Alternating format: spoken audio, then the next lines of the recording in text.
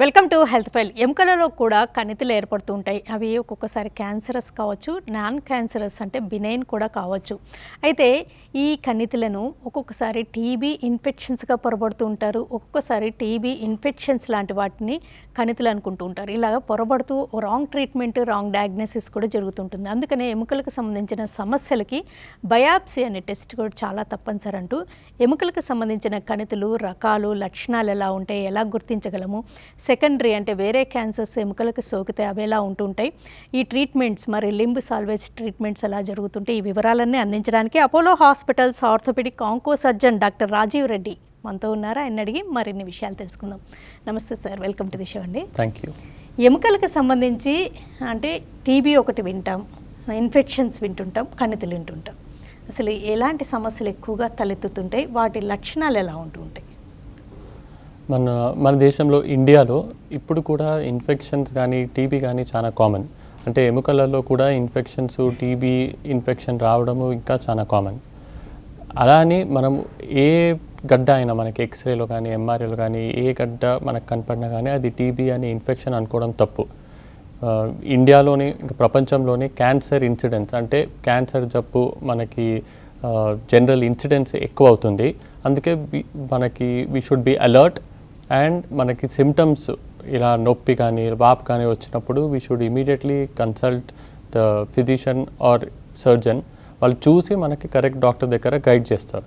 మనకి important thing ఏంటంటే ఒక సిమ్టమ్ వచ్చినప్పుడు, నొప్పి కానీ వాపు కానీ వచ్చినప్పుడు మనము వాటిని ఇగ్నోర్ చేయకూడదు.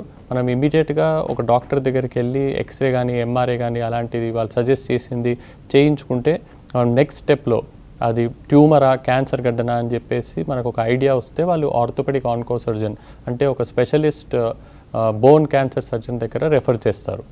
చాలాసార్లు మనకి బోన్ క్యాన్సర్ సర్జన్ దగ్గరికి వచ్చినాక కూడా ఆ bone cancer surgeon x-ray MRI చూసి బయాప్సీ అనే టెస్ట్ ఒకటి చేస్తారు. అంటే ఈ బయాప్సీ టెస్ట్ మనకు ఒక కీ హోల్ టెస్ట్, ఒక స్పెషల్ నీడిల్ ద్వారా మనకి ఆ ట్యూమర్ బోన్ లోపల ఉన్న ఈ ట్యూమర్ గడ్డ నుంచి కొన్ని ముక్కలు తీసి మేము పెథాలజీ టెస్టింగ్కి పంపిస్తాము.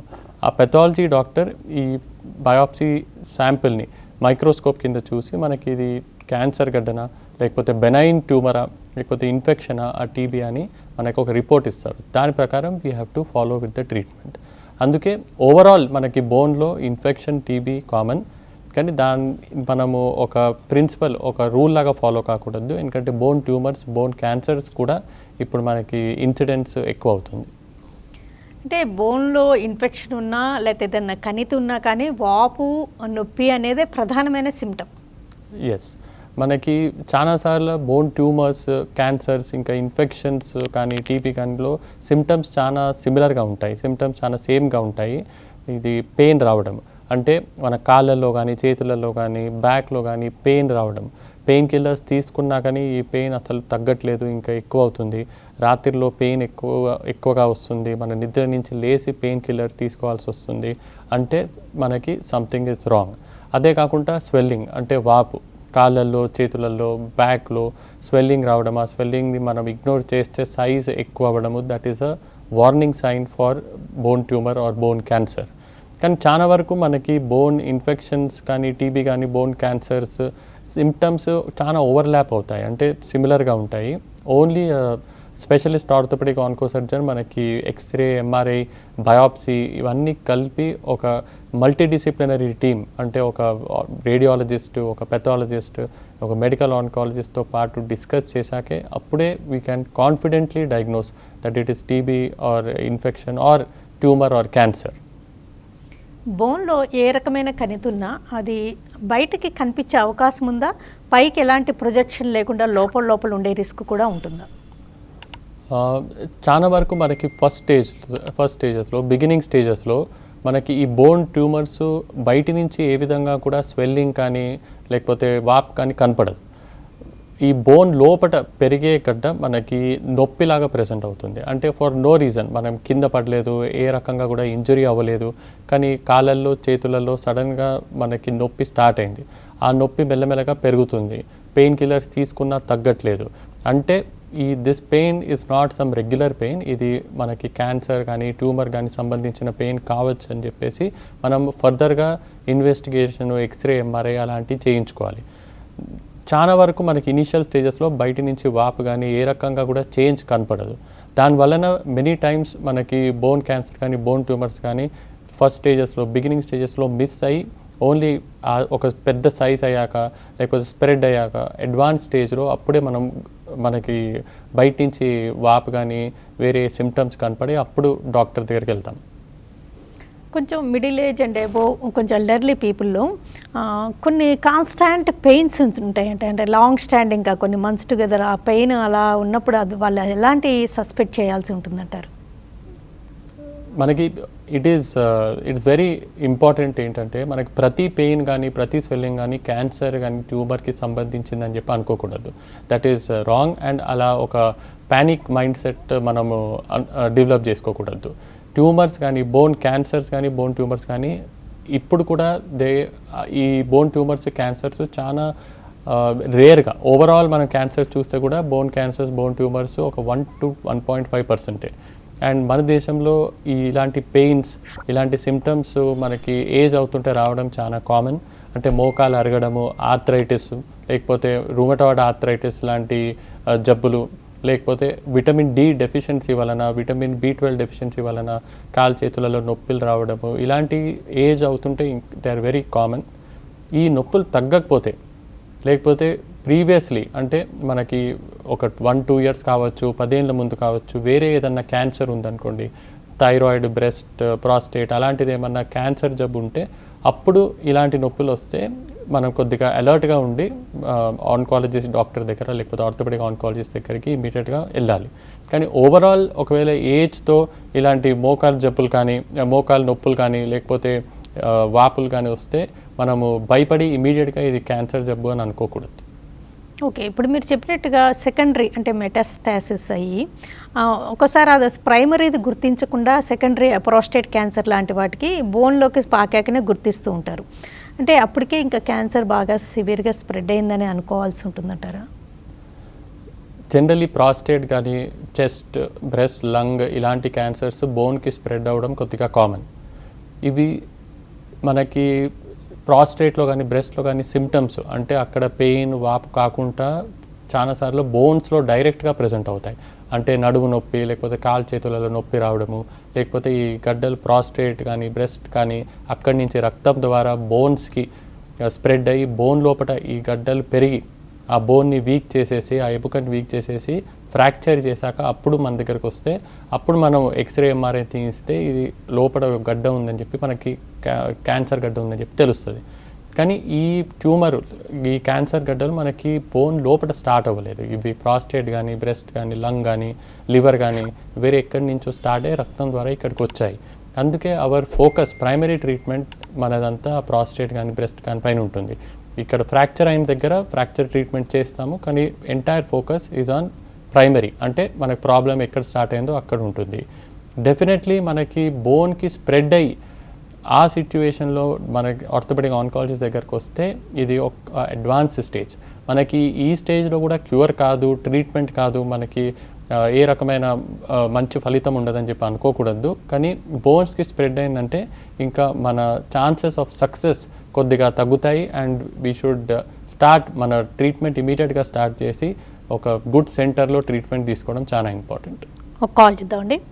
హలో, ఏం లేదు, మామూలుగా ఇది కాల్షియం ఎంత ఉండాలమ్మా? కాల్షియము, ఐరన్, బరోను ఎంత ఉండాలి? కాల్షియం చెప్పండి, మీ క్వశ్చన్ అడగండి. కాల్షియము మనకి ఎంత ఉండాలి? క్లియర్గా చెప్తారు. ఇప్పుడు 70 year old కాల్షియం సప్లిమెంట్స్ కంటిన్యూస్గా తీసుకోవచ్చా? అసలు ఎప్పుడు ఎలాగా ఫ్రీక్వెంట్గా చెకప్స్ అవి చేయించుకోవాలి? మనకి ఏజ్ అవుతుంటే అంటే 45-50 years దాటుతుంటే క్యాన్సర్ అయ్యే అవకాశాలు కొద్దిగా పెరుగుతాయి. అందుకే రెగ్యులర్లీ అట్లీస్ట్ వన్స్ ఎన్ ఇయర్ మనము ఒక చెకప్ కోసం వెళ్తే, అంటే అపోలో ప్రో హెల్త్ లాంటి ప్రోగ్రామ్ కానీ ఎలాంటి వెల్నెస్ చెకప్ యాన్యువల్ చెకప్ ప్రోగ్రామ్కి వెళ్తే అలాంటిది చాలా బెనిఫిషియల్. కాల్షియం అనేది మనకి ఎముకలు స్ట్రాంగ్గా బోన్స్ స్ట్రాంగ్గా ఉండడానికి చాలా ఇంపార్టెంట్. ఈ కాల్షియం నార్మలీ మనకి డయట్ నుంచి అంటే మన ఫుడ్ నుంచి నార్మలీ మనకి ఫుడ్ నుంచి మంచి రకమైన కాల్షియం మన బాడీ లోపలికి చేరి మన బోన్స్కి చేరుతుంది. కానీ మనకి ఇవాళ రేపు మన ఫుడ్ కొద్దిగా అడల్ట్రేటెడ్ అయ్యి అంటే కొద్దిగా కెమికల్స్తో వేరే వాటితో మిక్స్ అయ్యి మనకి రెగ్యులర్గా కాల్షియం అనేది మన రక్తం ద్వారా మనకి బోన్స్కి చేరుకోవట్లేదు. అందుకే ఏజ్ అవుతుంటే మన ఎముకలు బోన్స్ వీక్ అయ్యే అవకాశాలు ఉంటాయి. ఎందుకంటే ద మెయిన్ కాంపోనెంట్ మనకి కాల్షియం తగ్గేసరికి ఈ కాల్షియంని మనము పెంచడానికి సప్లిమెంట్ చేయడానికి కాల్షియం అనే ట్యాబ్లెట్ కాల్షియం సప్లిమెంట్స్ మార్కెట్లో ఎన్నో ఉన్నాయి. ఈ కాల్షియం ట్యాబ్లెట్స్ జనరలీ మనకి 50 years ప్లస్ ఎస్పెషలీ లేడీస్లో స్టార్ట్ చేస్తే బోన్స్లో మనకి స్ట్రెంగ్త్ పెరుగుతుంది. కాల్షియంతో పాటు విటమిన్ డి చాలా ముఖ్యం. మనకి విటమిన్ డి మెయిన్లీ సన్లైట్ నుంచి వస్తుంది. ఆ సన్లైట్ మనము ఇవాళ రేపు క్లోజ్డ్ డోర్స్లో అంటే మనకి సన్లైట్ ఎక్కువ మనకి తగలట్లేదు కాబట్టి మనం లోపల ఇండోర్స్లో వర్క్ చేస్తున్నాం కాబట్టి మనకి సన్లైట్ లేకపోయేసరికి విటమిన్ డి తగ్గుతుంది. అయితే మనం కాల్షియం తీసుకున్న విటమిన్ డి మనకి సరిగ్గా లేకపోతే మన బోన్స్ ఇంకా వీక్గా ఉంటాయి. సో మనకి ఏజ్ అవుతుంటే విటమిన్ డి కాల్షియం సప్లిమెంట్స్ రోజు ఒక ట్యాబ్లెట్ తీసుకుంటే ఇట్ విల్ డెఫినెట్లీ హెల్ప్. మన బోన్స్కి కొద్దిగా స్ట్రెంగ్త్ పెరుగుతుంది. ఆ కాల్షియం విటమిన్ డికే కాకుండా మార్కెట్లో వేరే చాలా ఉన్నాయి. బిస్ఫాస్ఫైడ్స్ కానీ లేకపోతే పీటీహెచ్ అనలాగ్స్ కానీ టెరిపారాటైడ్ అలాంటివి చాలా ఉన్నాయి. కానీ ఇవన్నీ కూడా మనం డాక్టర్ని కలిసి డాక్టర్ మనకి అడ్వైస్ చేస్తేనే ఈ కాల్షియం కానీ వేరే ఏ ట్యాబ్లెట్స్ కానీ మనము తీసుకోవాలి. రామచంద్ర గారు కాల్ చేద్దాం నిర్మల్ నుంచి. రామచంద్ర గారు నమస్కారం. నమస్తే అండి, చెప్పండి. నాకు నోటి క్యాన్సర్, నా వయసు 53 సంవత్సరాలు. నోటి క్యాన్సర్ వచ్చింది. 5 దౌరా తీసేశారు. తర్వాత రేడియేషన్ కీమో ఇచ్చారు. నాకు నోరు మూసుకపోయింది. నోరు అసలు ఓపెన్ అవుతలేదు. లాలాజలం వస్తలేదు. కాలం అసలు తగ్గుతలేదు. నోరు ఏమైనా ఓపెన్ అవుతుందా? 3 సంవత్సరాల నుంచి వాళ్ళ తినస్తలేదు, చేయస్తలేదు. మరి నోరు ఓపెన్ జరిగిన సర్జరీ ఉంటుందా? ఈ కాలం అసలే తగ్గుతలేదు. లాలాజలం వస్తలేదు. మీరు ఎక్కడుంటారండి? నిర్మల్ నుంచి. ఓకే. ఇలాంటి సిచ్యువేషన్లో మనకి ఒక specialist head and neck oncology surgeon చాలా ఇంపార్టెంట్. ఎందుకంటే మనకి ప్రతి పార్ట్కి ప్రతి ఆర్గన్కి ఇప్పుడు ఒక స్పెషలిస్ట్ సర్జన్ ఉన్నారు. హెడ్ అండ్ నెక్ కావచ్చు, మనకి యూరో ఆన్కాలజిస్ట్ కావచ్చు, ఆర్థోపెడిక్ ఆన్కాలజిస్ట్ కావచ్చు, లేకపోతే థైరాయిడ్ స్పెషలిస్ట్ కానీ బ్రెస్ట్ స్పెషలిస్ట్ కానీ. సో ఇలాంటి కాంప్లికేటెడ్ సిచ్యువేషన్లో హెడ్ అండ్ నెక్ ఆన్కాలజిస్ట్ అనే స్పెషలిస్ట్ డాక్టర్ అపాయింట్మెంట్ తీసుకొని వాళ్ళకి మన పేపర్స్ పాత ట్రీట్మెంట్ పేపర్స్ అన్నీ చూపెడితే వాళ్ళు చూసి మనకి డీటెయిల్గా అడ్వైస్ ఇస్తారు. అంటే ఇప్పుడు తను ఇంతకుముందు ఆ ట్రీట్మెంట్ అంతా ఎక్కడ తీసుకున్నారో తెలియదు, కానీ ఇప్పుడు అపోలో హాస్పిటల్ ఇలాంటి సెంటర్స్కి వస్తే వాళ్ళకు ఇంకొంచెం బెటర్ ట్రీట్మెంట్, కొంచెం అలాంటి ప్రాబ్లమ్స్కి సొల్యూషన్ దొరికే అవకాశం ఉందంటారా?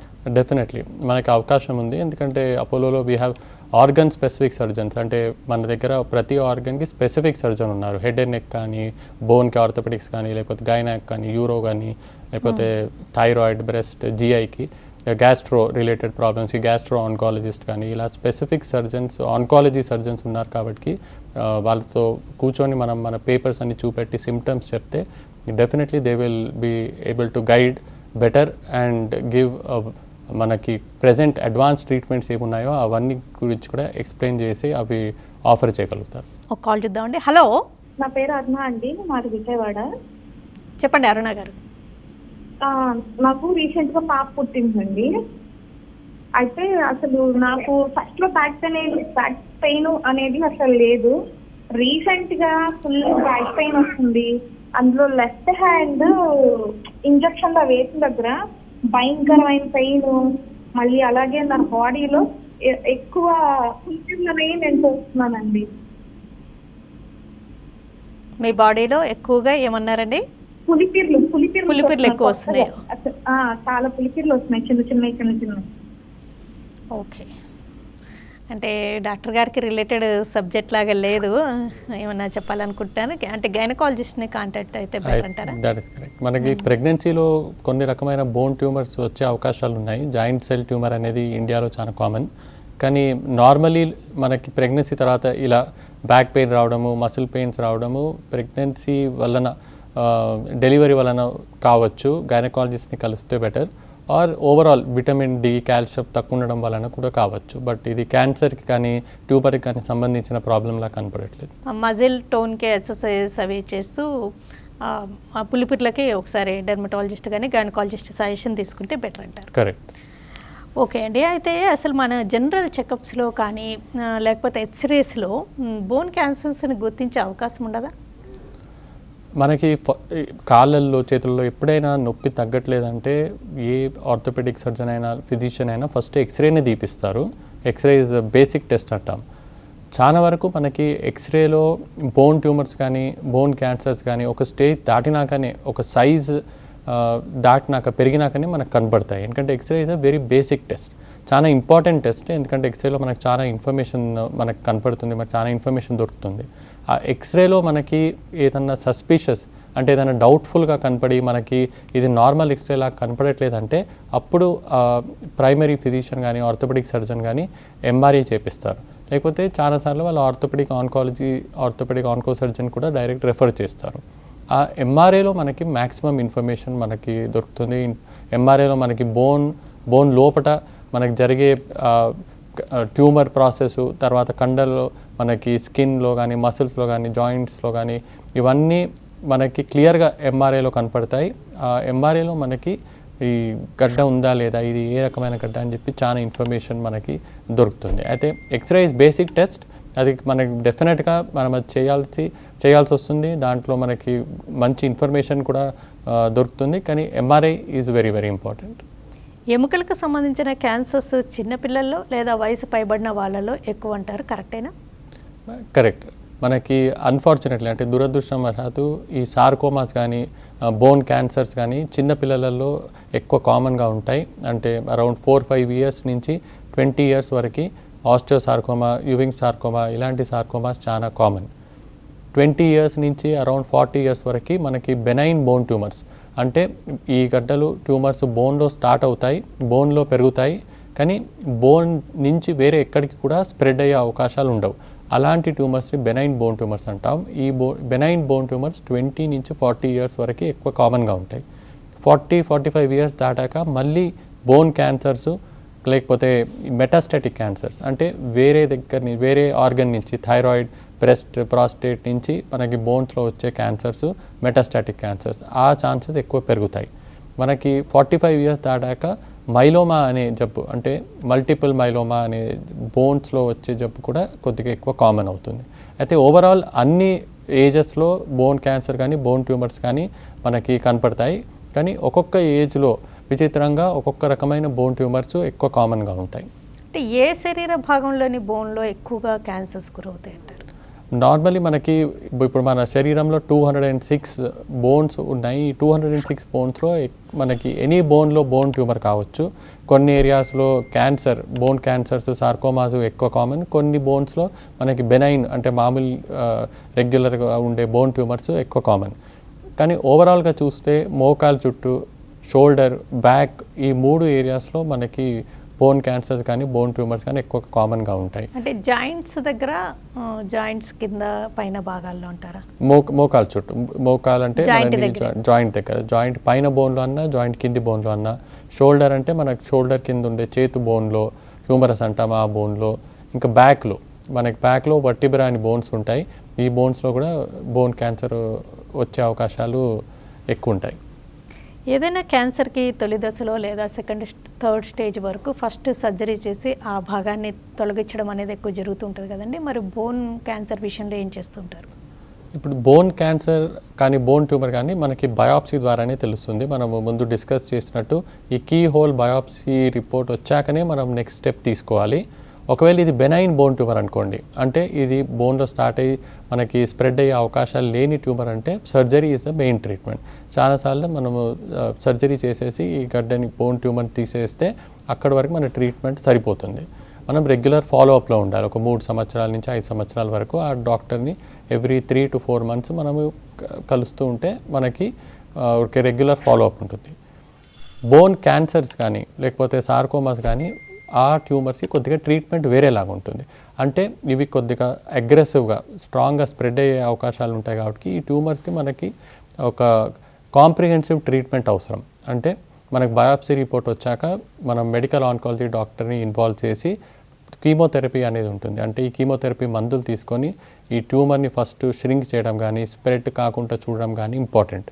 ఈ కీమోథెరపీ మందులు ఇచ్చాకనే మనం నార్మలీ సర్జరీ చేస్తాం. సర్జరీ మనకు ఒక 20-25 ఇయర్స్ ముందు ఎలా ఉండేదంటే మన కాల్లో కానీ చేతిలో కానీ బోన్ క్యాన్సర్, సార్కోమా ఇలాంటి ప్రాబ్లం వస్తే ఇంకా ఆ భాగాన్ని తీసేసేవాళ్ళు. అంటే ఆ కాల్ని, ఆ చేతిని తీసేసేవాళ్ళు. ఈ సర్జరీని యాంప్యుటేషన్ అనేవాళ్ళు. యాంప్యుటేషన్ ఇప్పుడు మనకు ఒక సెకండ్ లైన్ ఆఫ్ ట్రీట్మెంట్ లాగా అయిపోయింది. కాలు కాపాడడం కానీ చేతుని కాపాడడం కానీ మనం లింబ్ సాల్వేజ్ సర్జరీ అంటాం, అంటే లింబ్ సేవింగ్ సర్జరీ. ఈ సర్జరీ ఇప్పుడు మనకి వరల్డ్ వైడ్ ప్రపంచంలోనే ఎక్కడైనా కూడా this is the first and major mode of treatment మనకి బోన్ క్యాన్సర్లో. దీనికి specialist doctor orthopaedic onco surgeon. అంటే మనకి కాలు చేతు కాపాడమే కాదు, మనకి ఈ కాలు చేతు కాపాడి మనకి ఫంక్షన్ బాగా ఉండేటట్టు, అంటే మనం చేతు బాగా వాడేటట్టు లేకపోతే కాలుతో నడిచేటట్టు చేసేవాళ్ళు ఆర్థోపెడిక్ ఆన్కో సర్జరీ డాక్టర్. కొన్నిసార్లు మనకి రేడియేషన్ కొన్ని ట్యూమర్స్లో పనిచేస్తుంది, యూవింగ్ సార్కోమా లాంటి ట్యూమర్లో. అలాంటప్పుడు మనం రేడియేషన్ కూడా ఇవ్వచ్చు, కీమో అన్న సర్జరీ తర్వాత అన్న. కానీ సర్జరీ అనేది లింబ్ సాల్వేజ్ సర్జరీ అనేది ఇప్పుడు 21st సెంచరీలో ఈజ్ కరెక్ట్ కేసెస్కి, ఎర్లీ స్టేజెస్కి, ఇండికేటెడ్ కేసెస్కి limb salvage surgery is the correct treatment. Okay, ఆ comprehensive care, treatment, team work అంతా అపోలో హాస్పిటల్లో బాగుందని చెప్తున్నారు. ఓకేనండి డాక్టర్ రాజీవ్ రెడ్డి గారు. అంటే బోన్కి ఎలాంటి సమస్యలు తలెత్తుతూ ఉంటాయి, ఇన్ఫెక్షన్స్, టీబీ కానీ అలాంటి వాటితో పాటు బినైన్ ట్యూమర్స్, క్యాన్సరస్ ట్యూమర్స్ లక్షణాలు ఎలాంటివి ఉంటాయి, ట్రీట్మెంట్స్లో వచ్చిన లింబ్ సాల్వేజ్ ట్రీట్మెంట్స్ గురించి వివరాలు అందించినందుకు థ్యాంక్స్ అలాట్ అండి. Thank you so much. ఇది వాళ్ళ health file. Keep watching TV5.